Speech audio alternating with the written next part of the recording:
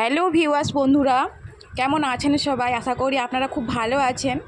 দেখো আমিও মোটামুটি ভালো আছি। খুব গরম পড়েছে কলকাতায়। দেখো আজকে আবার একটা নতুন ধরনের রান্নার রেসিপি নিয়ে আমি চলে এসেছি। কাকিমাদের ঘরে অনুষ্ঠান বাড়িতে মাছের মাথা দিয়েছিল, বেশ বড় বড় কাতলা মাছের মাথা। সেইটা ফ্রিজে ছিল রাখা। বাজার থেকে একটু পুঁই শাক এনে, একটু পটল কুমড়ো এনে একটু চচ্চড়ি বানিয়ে ফেললাম। পুঁই শাক দিয়ে মাছের মাথা দিয়ে আচ্ছা করে জমিয়ে চচ্চড়ি বানিয়ে খেয়েছি। দারুণ লেগেছে খেতে, অসাধারণ হয়েছিল এই পুঁই শাকের তরকারি।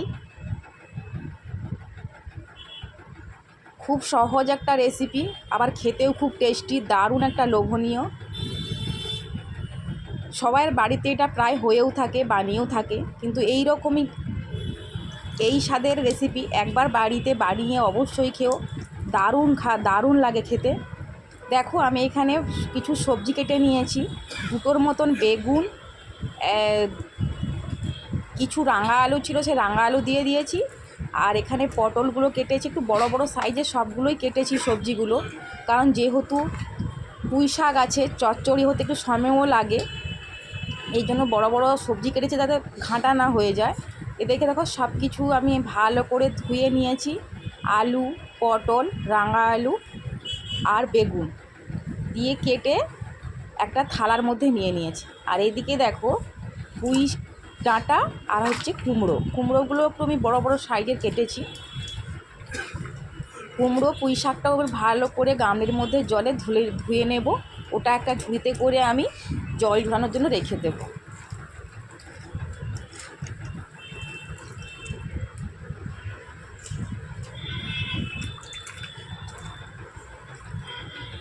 অনেকের বাড়িতে রান্না হয় আগে থেকে মাছের মাথা ভেজে তুলে রেখে দেয়, কিন্তু এটা একটু অন্য রকমই রান্না, যেটা একদম প্রথম থেকে মাছ দিয়ে রান্নাটা হবে।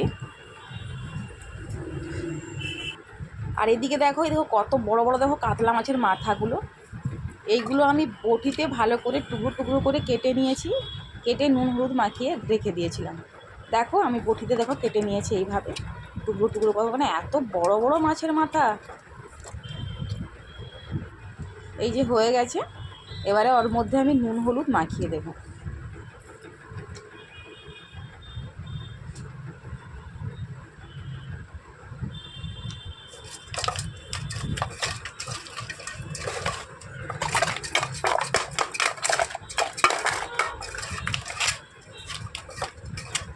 এবারে কড়াইতে তেল গরম করতে বসিয়ে দিয়েছি। তোমরা দেখতেই থাকো, কোনো ক্লিপ করবে না, তাহলে বুঝতে পারবে না আমি কীভাবে রান্নাটা করেছি। একটু বেশি পরিমাণে আমি তেল দেবো, কারণ আমি একবারই তেল দেবো, আর দেবো না। এর মধ্যে সব কিছু হয়ে যাবে। দিয়ে এর মধ্যে আমি অ্যাড করব পাঁচ ফোড়ন দেবো। ওটা যেতে দেবো না, পাঁচ ফোড়ন দেবো। পাঁচ ফোড়ন, তেজপাতা আর কাঁচা লঙ্কাটা আমি পরে দেবো। দিয়ে দেখো ওই ফোড়নটা যখন ভালো করে ফুটে আসবে, তখন আমি মাছের মাথাগুলো দিয়ে দেবো। একটু আনকমন রান্না না, প্রথমে মাছের মাথাগুলো আমরা তুলে রেখে তারপরে তরকারিটা হওয়ার পরে মাছের মাথাগুলো ভেঙে তারপরে দিই তরকারিতে। এটা কিন্তু একটু অন্য ধরনের রান্না। এদের মাছের যে মাথাটা, ওটা কিন্তু কড়াইয়ের মধ্যে কিন্তু ঘাঁটা হয়ে যাবে, এর মধ্যেই সব রকমের মশলা দিয়ে রান্নাটা হবে।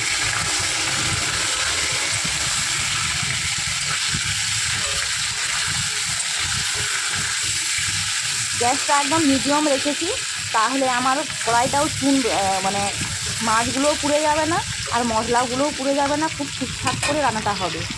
এই দেখো মাছের মাথাগুলো দেওয়ার পরে দেখো কিছুক্ষণ রান্নাও করে দেখো কিছু দেখো ঘাটা হয়ে যাচ্ছে।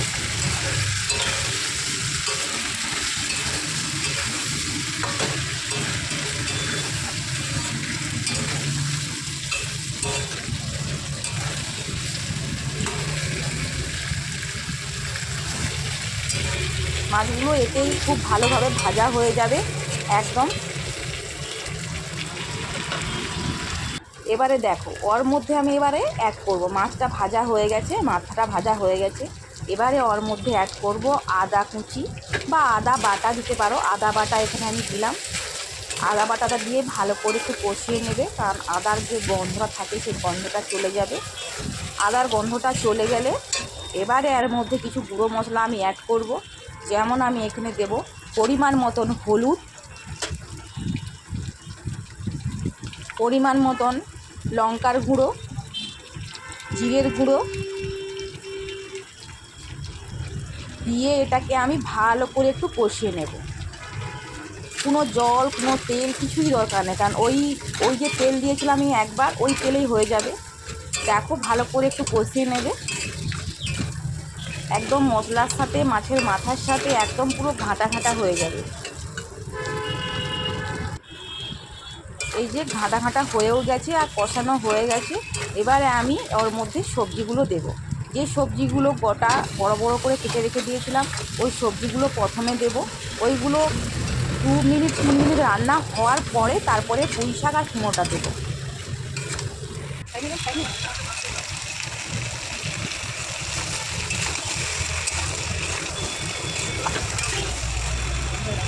দেখো 2-3 মিনিট আমি রান্না করে নিলাম। তারপরে এবারে কুমড়ো শাকগুলো দেবো। আমার কড়াইটা ছোটোর জন্য পুরো একদম কড়াই পুরো ভরে গিয়েছিল, কিন্তু কোনো ব্যাপার না। পুঁই শাক, কুমড়ো সব রকমই সবজি যখন ভাপ যখন গলে যাবে সেটা অটোমেটিক দেখবে তখন কড়াই থেকে অনেকটা কমে যাবে।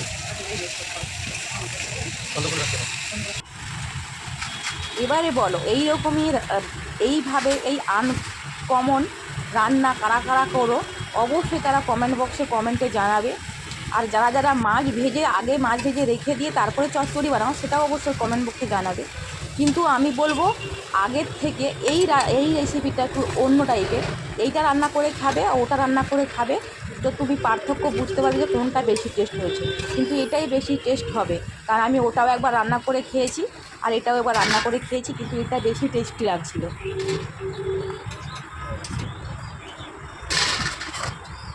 এবার দেখো, এবারে ওই সবগুলো দিয়ে 1-2 মিনিট ভালো করে নেড়ে চেড়ে দেওয়ার পর এবারে ঢাকা দিয়ে তুমি যখন রান্না করবে তুমি দেখবে তখন হাফ কমে গেছে আর কড়াই থেকে অনেকটাই কমে গেছে।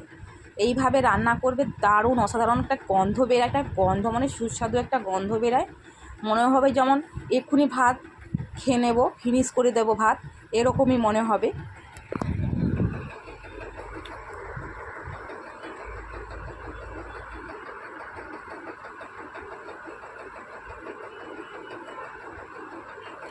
এইভাবে ঢাকা দিয়ে রান্না করে দেখবে অনেকটাই জল শুকিয়ে আসবে। আর ওর মধ্যে যে সবজিগুলো দিয়েছি বড় বড় সেগুলো অনেকটা সেদ্ধ হয়ে আসবে। এবারে দেখো উপর থেকে আমি দিলাম একটা টমেটো কুচি আর 5-7টার মতন কাঁচা লঙ্কা কুচি দিয়ে আবার আমি ঢাকা দিয়ে দেবো। এই যে ঢাকনাটা খুলে দিয়েছি, দিয়ে উপর থেকে একটু সামান্য পরিমাণ চিনি অ্যাড করব। একটু মিষ্টি মিষ্টি লাগবে, যারা মিষ্টি খেতে পছন্দ করে না তারা মিষ্টিটা না দিলেও চলবে, কিন্তু একটু কুমড়ো যদি মিষ্টি থাকে তাহলে মিষ্টি দেওয়ার দরকার নেই। আর না হলেও যদি বলো যে না একটু মিষ্টি মিষ্টি লাগুক তরকারি, তাহলে একটু মিষ্টি দিয়ে দেবে। একটু আমি এখানে চিনি দিয়ে দিলাম, দিয়ে আবার এখানে ঢাকা দিয়ে দিলাম। ব্যাস, ঢাকাটা খুলে দেখলাম, দেখো একটু সুন্দর মশলা পুরো একদম সব রকমই সবজি থেকে তেল ছেড়ে দেবে।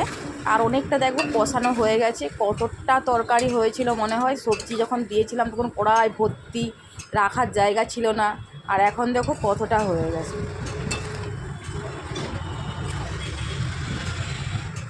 আর তরকারিটা দেখো কতটা লোভনীয় হয়েছে।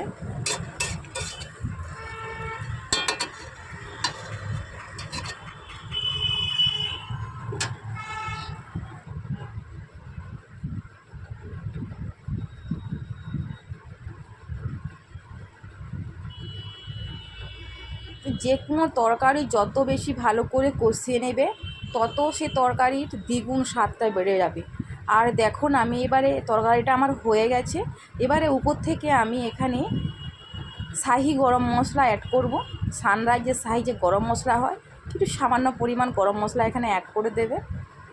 করে দেওয়ার পর দেখো আরও কিছুক্ষণ একটু নেড়ে নেবে, কারণ উপর থেকে গরম মশলাটা দিলে অনেক সময় কষানো অনেক সময় থেকে যায় গোড়া গোড়া হয়ে, কারো ভাগে তরকারি দিলে কারো ভাগে রয়ে যায় অনেক সময়। আর এটা পুরো নেড়ে দিলে, কড়াইয়ের মধ্যে নেড়ে দিলে, তাহলে পুরো গরম মশলাটা সব তরকারির সাথে মিশে যাবে।